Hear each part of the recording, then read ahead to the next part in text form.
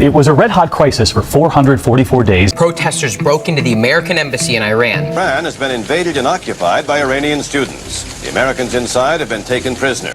444 days in captivity, the Iran hostage crisis. In November 1979, 52 American diplomats were held hostage in the U.S. Embassy in Tehran for 444 days by Iranian students. The hostage-taking was aimed to pressure America into extraditing the Shah Pahlavi following President Carter's decision to admit the former oppressive leader into the U.S. This crisis was a major turning point in U.S. affairs that led to a change in the political party in charge of the country, broken relations with Iran, American military reform, and the sanctions being used against another country. On August 19, 1953, the Iranian Prime Minister Mohammad Mossadegh was overthrown by the Iranian military with the help of American and British intelligence due to Mossadegh taking back Iran's oils from Britain in an anti-Westernization movement. U.S. intelligence interfering in Iran's government with Britain played a pivotal role in Iran and U.S. relations as the coup brought Westernized Shah, or King, Mohammad Reza Pahlavi to power. With Shah Pahlavi in power, U.S. and Iran relations were strengthened due to Shah Pahlavi promising America a steady supply of oil, and in return the Shah would receive economic and military aid from the United States. But all this would change as in 1979 there was the Iranian Revolution. The Iranian people were getting restless due to the unequal distribution of oil wealth and forced westernization, which was forcing the Iranian people to veer away from their traditional Muslim beliefs as a result of the Shah's strong relationship with America. Another cause for the revolution was Shah Pahlavi violently suppressing and exiling his opposition with his private army, including a popular religious nationalist, Ayatollah Ruhollah Khomeini. Deciding to act, the Iranians overthrew Shah Pahlavi, and on January 16, 1979, the Shah fled the country, shocking the world and ushering a new era for Iran. After 15 years in exile, the famed religious nationalist and enemy of the United States Ayatollah Khomeini made his way back to Iran in February and takes power as supreme leader, creating the Republic of Iran. Meanwhile, exiled Shah Pahlavi had chronic leukemia and needed to get admitted to the U.S. for life-saving medical treatment only found in America. On October 22, 1979, former U.S. President Jimmy Carter allowed for the Shah to enter the U.S. for his treatment.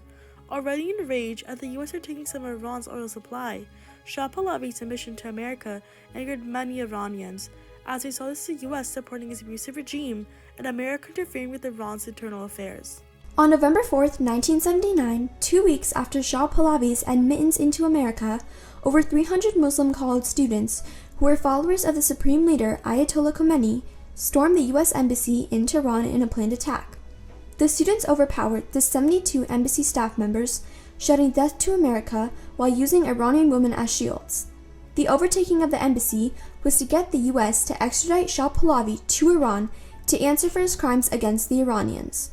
Although 6 Americans escaped, the rest were left in the hands of their captors. I mean, for 444 days, you didn't know if you were going to live or die. You had no idea what was going on in the free world.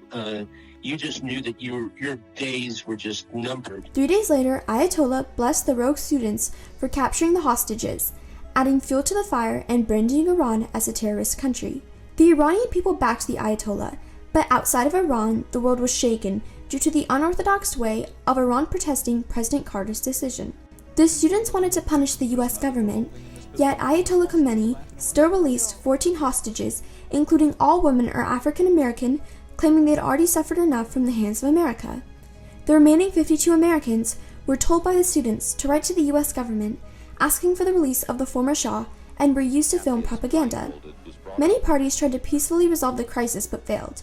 After a 4-day emergency debate, a 15-nation council in the United Nations made a resolution condemning the seizure of the embassy, but the captors paid no heed to this. Since the U.S. had a long-standing policy of not negotiating with terrorists, the United States couldn't give Pahlavi back to Iran.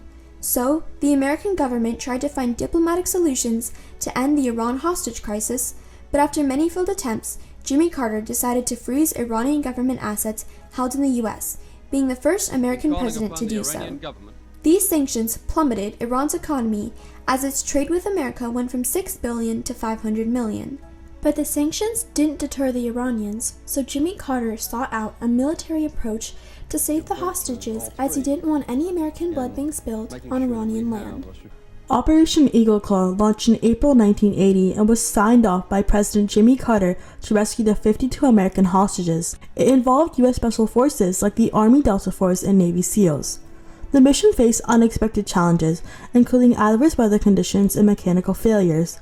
A sandstorm at Desert 1 damaged helicopters, leading to a decision to abort the mission. During withdrawal, a tragic collision and fire claimed 8 American military lives. When the word of the failed operation reached the students, they decided to scatter the hostages around Iran to prevent any more rescue attempts. Shah Pahlavi passed away in June of 1980 from cancer, yet they did not assure the release of the hostages, as the Iranian students didn't believe he had died, since there was no picture of his corpse.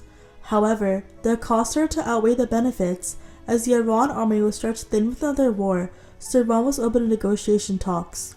After the signing of the Algiers Accords, an agreement that ensured that America could no longer interfere in Iran's affairs and unfroze its assets, the hostages were released on January 20th, 1981. They were brought to the airport and got on the plane, unaware of what the future would bring. But the Iranian students were determined to humiliate President Carter one last time, waiting 20 minutes till the new U.S. President Ronald Reagan was sworn into office before starting their flight into Algeria.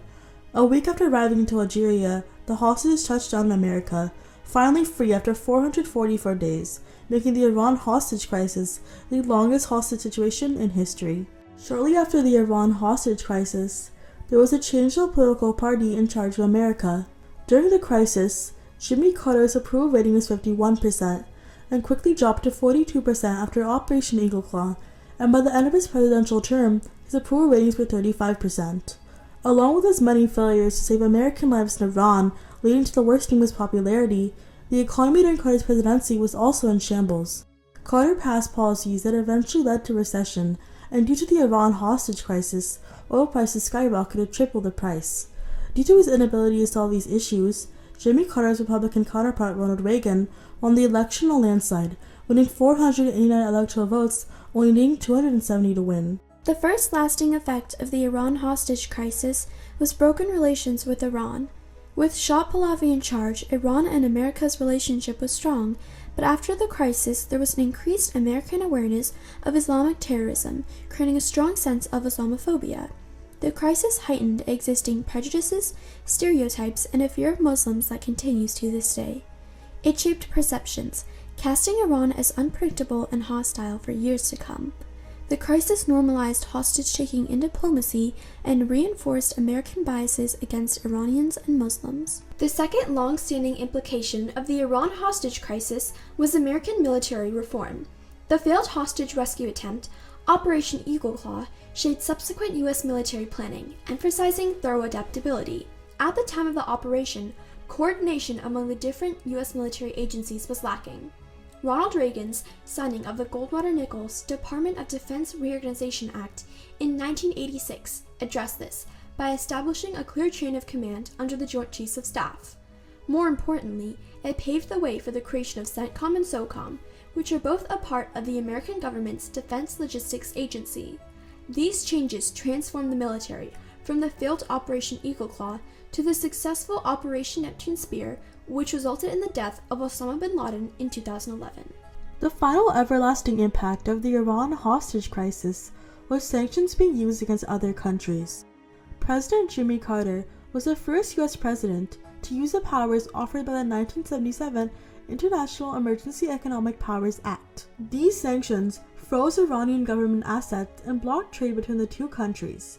Jimmy Carter's decision to use sanctions set a standard for future American presidents using sanctions as a method of diplomacy and political pressure. Since the Iran hostage crisis, the U.S. has imposed sanctions on 23 new countries as a means of political coercion. The Iran hostage crisis is a monumental historical event that has influenced the present and future of the United States. It highlights the challenges of managing diverse ideologies and the importance of non-interference in another nation's government. Learning about the Iran hostage crisis can help people understand how it was a major turning point in history and U.S. affairs. Remember the lives lost and taken, and remember the hostages.